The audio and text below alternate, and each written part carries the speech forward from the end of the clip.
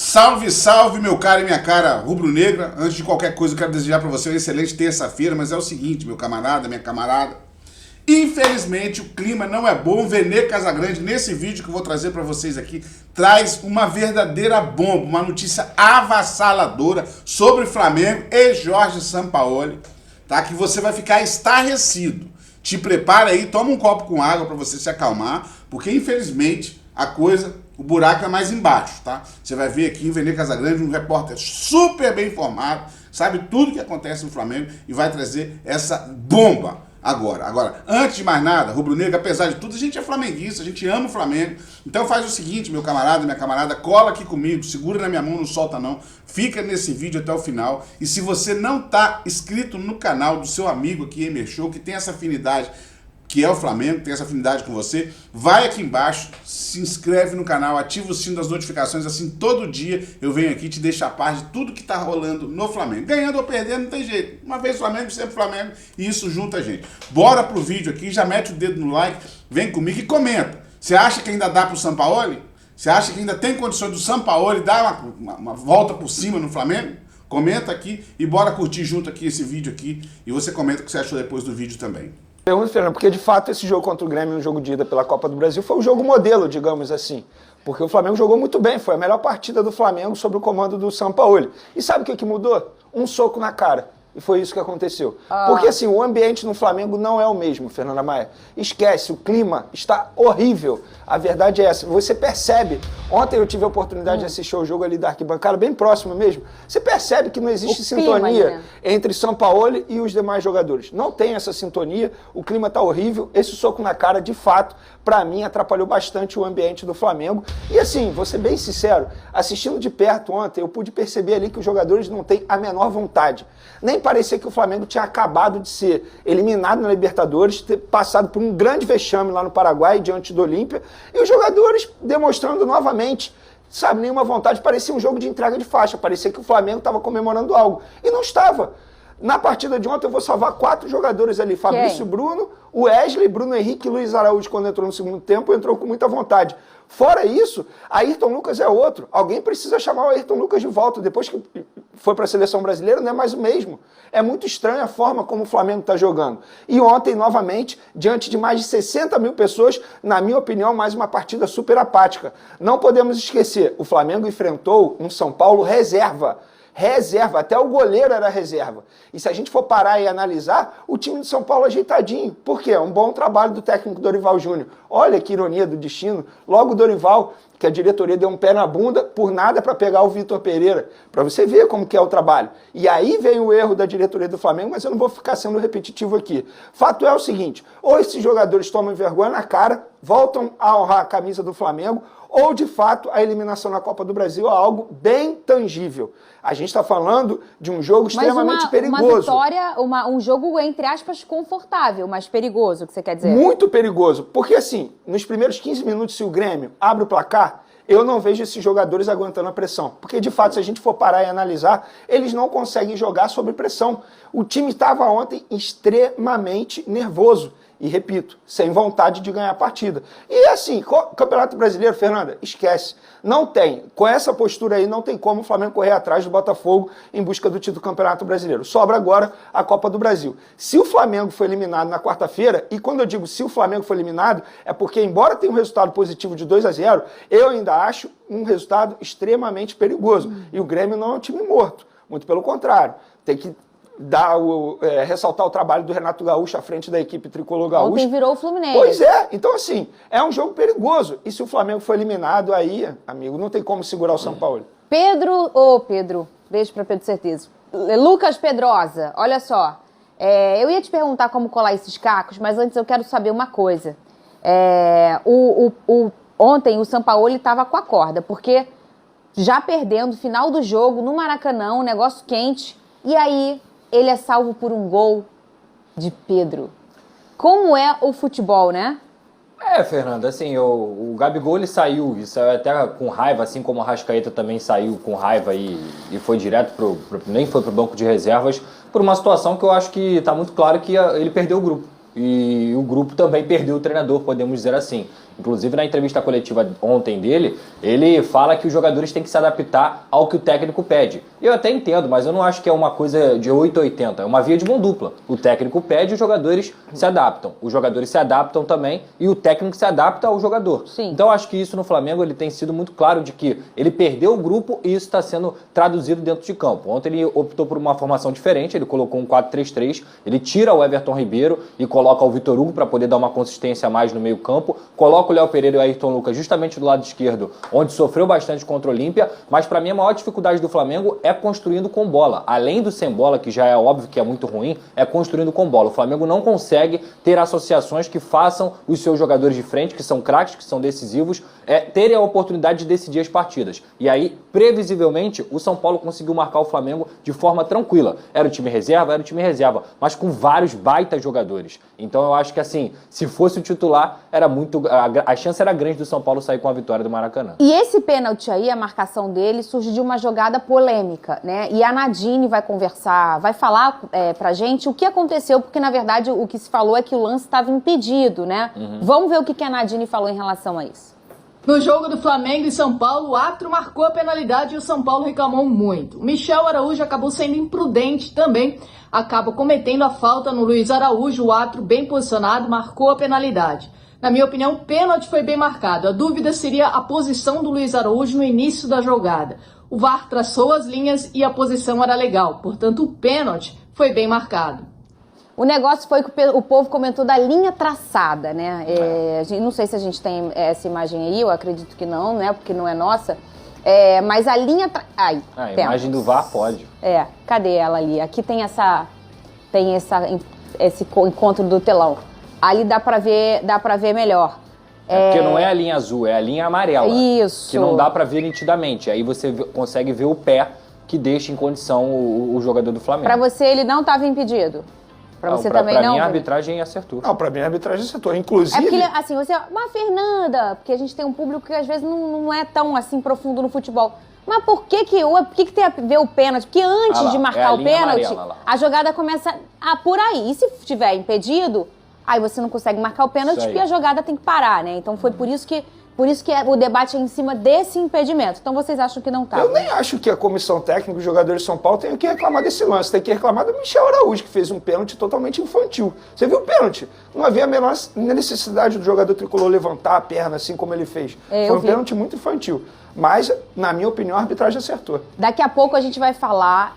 Tem um amigo nosso que tá muito chique. Ô Big Boss? Estou só repetindo o que você tá falando. Francês?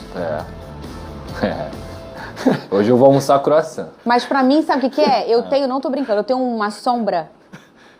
Pergunta pra Caroline, uma sombra maravilhosa que tem o mesmo nome. É verdade. É verdade. É boa a sombra? É muito boa. Então faz sentido. Porque tudo que é francês de maquiagem é muito bom. Então faz sentido. E olha, eu já vi o DVD dele 10 vezes, porque o Peção tá o final de semana inteiro vendo esse homem jogar futebol. Eu adoro o nome francês também. Como é que fala, Veneluí? Veneluí. Não. O nome dele. Pode falar? Claro. Paier. Chiquérrimo, craque.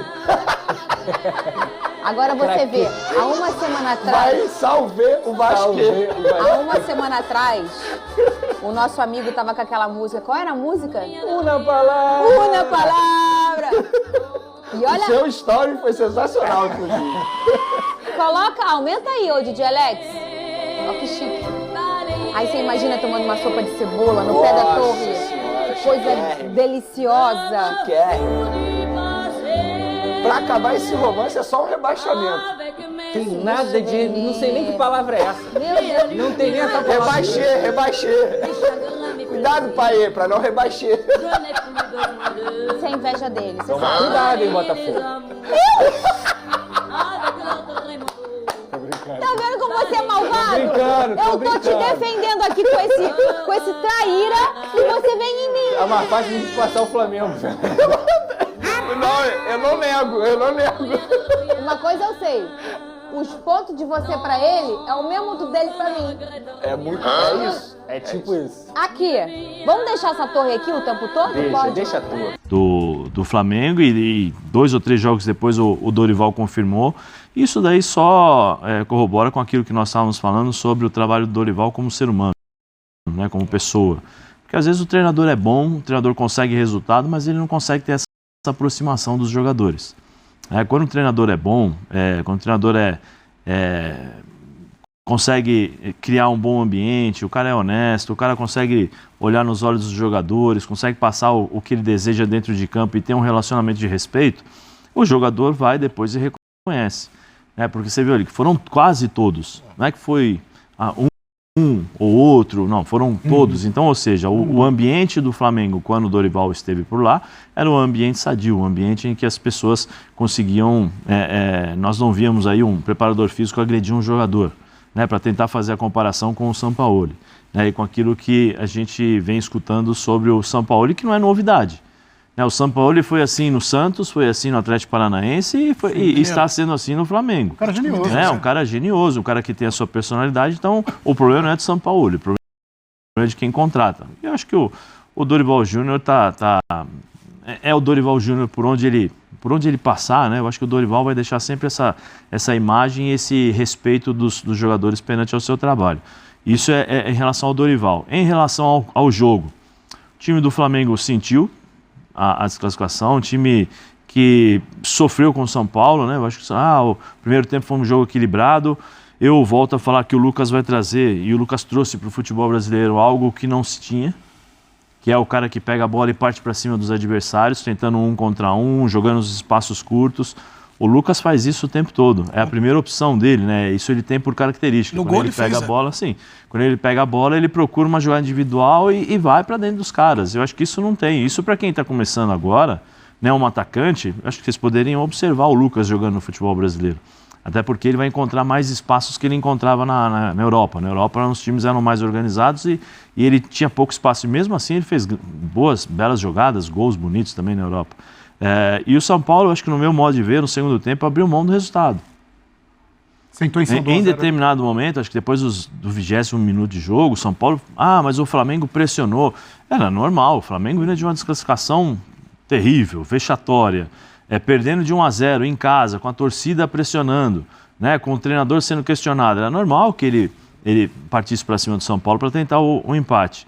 Aí o São Paulo faz as mudanças que a gente já sabe, né? Tira Gabigol, quer dizer, você precisa de um resultado, você tira os seus principais jogadores, ou jogadores que podem te dar algo a mais, ou alguma coisa diferente para poder empatar o jogo. Mas eu acho que o São Paulo, em determinados momentos, depois do 20º minuto, não quis fazer mal ao Flamengo. Acho que tentou, vamos administrar, porque eu vi ali uns 3 ou 4 lances que o São Paulo poderia construir um contra-ataque de 2 contra 2, né, 3 contra 2, e o São Paulo toca a bola para trás, tenta inverter o jogo, espera o tempo passar. Eu acho que o São Paulo poderia fazer mal ao Flamengo, mas acho que dentro de um contexto do jogo... O Rato podia ter feito mal ao Flamengo, né? Não conseguiu. Teve um lance também pela direita, que a bola foi cruzada, teve um desvio, se o Pato pega, né? Aí, ó. Olha aí, pra cima, né? Ele vai pra cima, olha o espaço. Olha o espaço, tem 6 jogadores e ele vai pra cima do time adversário. Ele é bem feliz na finalização também, né? E sabe que o Zé falou um negócio do Flamengo, cara, eu fiquei olhando muito essa questão do comportamento. Além do abatimento pela desclassificação, o São Paulo está numa fase muito ruim de tomada de decisão. Se a gente fala de jogador, ele tem feito substituições, por exemplo, Arrascaeta, Everton Ribeiro. Ele, assim, você vê que o elenco, quando tem a substituição, em alguns momentos, o elenco meio que um jogador dá uma olhada pro outro, tipo, sabe? As informações até do que chegam lá do Rio de Janeiro, que o Arrascaeta, logo que acabou a partida, já não voltou para ficar, né? Porque ele foi substituído no intervalo, não voltou para ficar no banco, foi embora rapidamente depois do jogo, Cebolinha também. Assim, eu tô longe do Flamengo, não tô no dia a dia. Conversando com o Pedro Torre, que está no dia a dia, ele fala que há também uma questão de uma tensão no ar em relação à gestão do futebol com a comissão técnica. Isso, claro, tem um impacto no campo. Primeiro que o Flamengo não é o Flamengo que competia ou ainda intenso. Se a gente for pegar só o recorte do gol do São Paulo, a facilidade que tem o Lucas para girar, você girar. Aquele é um setor, e nós estamos ao lado de alguém que jogou com qualidade nesse setor, que é o setor do combate no meio. Quer mais alguma coisa? Depois que ele me prestou o violão para minha gravação, eu fiquei muito feliz. Então eu precisava fazer esse elogio aqui. Mas de verdade, aqui está o Zé que jogou muito bem nessa posição. Quando você vê o meia, o atacante rápido, virando, você olha meio que espera, vai, Luciano vai. Passou e ninguém foi. Esse é o cara que você chega junto ali pra ele você não tem que ter um justamente, pouquinho mais de... Mas assim, acho que de reação. Os times ainda não se acostumaram, não entenderam. E vai demorar um certo tempo para... Acho que vai demorar não, né? Os 2 jogos que ele fez contra o Atlético Mineiro e contra o Flamengo mostram que os times adversários precisam diminuir os espaços. Né? Tem que deixar o Lucas sempre de costas para o gol. Você esperar ele provavelmente contra o Corinthians agora, eu não sei qual é a posição que ele vai jogar, se ele vai jogar aberto, se ele vai jogar por dentro, no lugar do Luciano e tal. Você tem que jogar o Lucas lá para trás e, de preferência, ele de costas para o gol. Porque se ele pegar a bola de frente, ele vai para dentro.